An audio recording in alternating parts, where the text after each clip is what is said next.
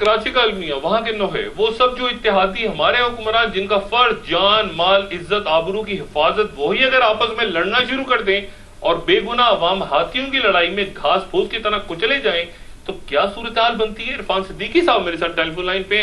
عرفان صاحب السلام علیکم. وعلیکم السلام ڈاکٹر صاحب.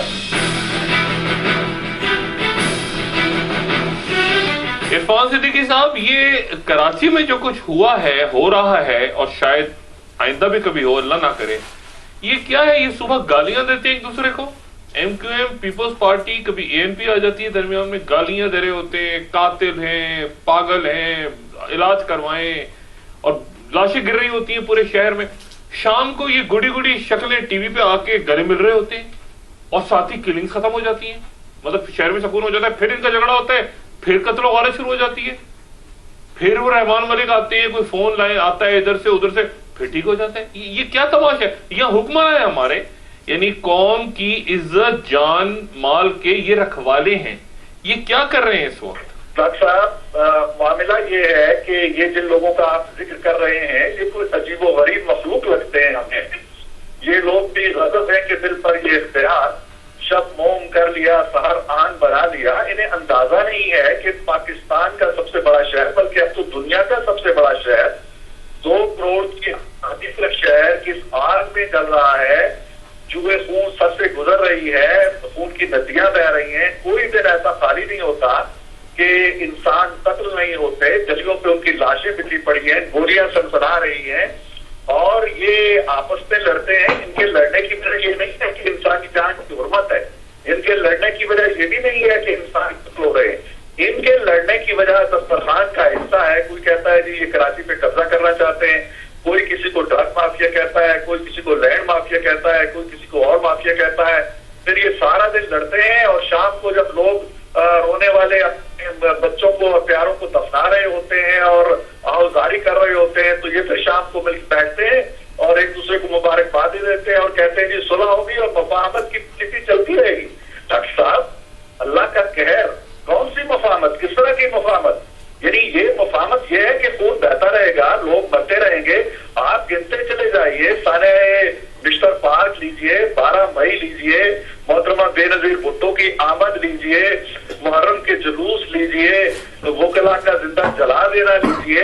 یعنی یہ جادو نگری ہے یہ شہر ہے یہ کیا بلا ہے؟ تینوں یہاں کے سٹیک ہولڈرز بنتے ہیں اس میں پختون بھی شامل حکومت میں اس میں اہل سندھ بھی شامل پیپلز پارٹی بھی شامل اور شہر کی جو وارث بنتی ہے ایم کیو ایم وہ بھی شامل. پھر کون ہے جو قتل کرتا ہے؟ گولیاں کہاں سے آتی ہیں؟ قاتل کا ہاتھ کیوں نہیں پکڑا جاتا؟ یہ ایک سنگین مذاق ہے. اور پھر مرکز میں ان کی حکومت کہاں سے کوئی رکاوٹ ہے؟ یعنی غضب خدا کا کہ پچھلے 2-3 سالوں کے اندر ہزاروں لوگ مر گئے. ڈاکٹر صاحب پچھلے ایک ہفتے کے اندر کوئی 60-70 لاشیں گر چکی ہیں لیکن کوئی ایک قاتل نہیں پکڑا جاتا ایک ایف آئی آر نہیں ہوتی. اور جھگڑا کس میں ہوتا ہے کہ جی یہ تمہارا علاقہ ہے یہ میرا علاقہ ہے تم میرے علاقے میں نہ آؤ. یہ لوگ وہ ایریاز دنیا میں آپ نے کہیں سنا ہے کہ کسی شہر پر قبضے کے لیے لڑائیاں ہوتی ہوں اور جمہوریت کے پاسبان ہے سارے کے سارے جمہوریت کا نام لیتے ہیں. نہیں عرفان صدیقی صاحب یہ سیکولر اعتدال پسند روشن خیال جماتے ہیں. اور ایک اور عجیب بات یہ ہے کہ آپس میں لڑتے ہیں اور جب اکٹھے ہو جاتے صلح ہو جاتی ہے تو طالبان کو طالبان یعنی یہ سمجھ میں نہیں آتا مجھے. یعنی ذوالفقار مرزا صاحب نے کہا کہ یہ ذہنی مریض ہیں انہوں نے کہا یہ اپنا علاج کرائیں یعنی اور فوج کو تینوں نے M Q M Rehman Malik اور ذوالفقار مرزا تینوں نے کہا فوج سے کہ فوج آ جائے. اس حد تک معاملات بگڑ گئے اور اس کے بعد جب صلح ہو گئی تو کہہ رہے طالبان نے کرا دیا انتہا پسندی یہ وہ یہ یعنی لوگ اس کو خریدتے ہیں بائی کرتے ہیں لوگ اس تھیوری کو. ان کو خیال ہے کہ لوگوں پہ کیا تاثر قائم ہو رہا ہے ان کی اس گفتگو کا؟ لوگ میرا خیال ہے جی کہ جو کچھ کہہ رہے ہیں اور جو کچھ سوچ رہے ہیں ڈاکٹر صاحب اس کا اندازہ آپ لگا سکتے ہیں. یہ میں سمجھتا ہوں کہ ایک بڑا ہی اذیت ناک تماشا ہے جو پاکستان کے اس شہر میں ہو رہا ہے جو ہماری معاشی شاہرگ ہے جہاں کا کاروبار بند ہو رہا ہے جہاں کی فیکٹریاں کارخانے بند ہو رہے ہیں جہاں کے مزدور رکشہ والے اور عام لوگ قتل ہو رہے ہیں. کسی کو اندازہ ہے کہ یہ پورٹ سٹی جو ہے اس کا کیا حال کر دیا گیا ہے؟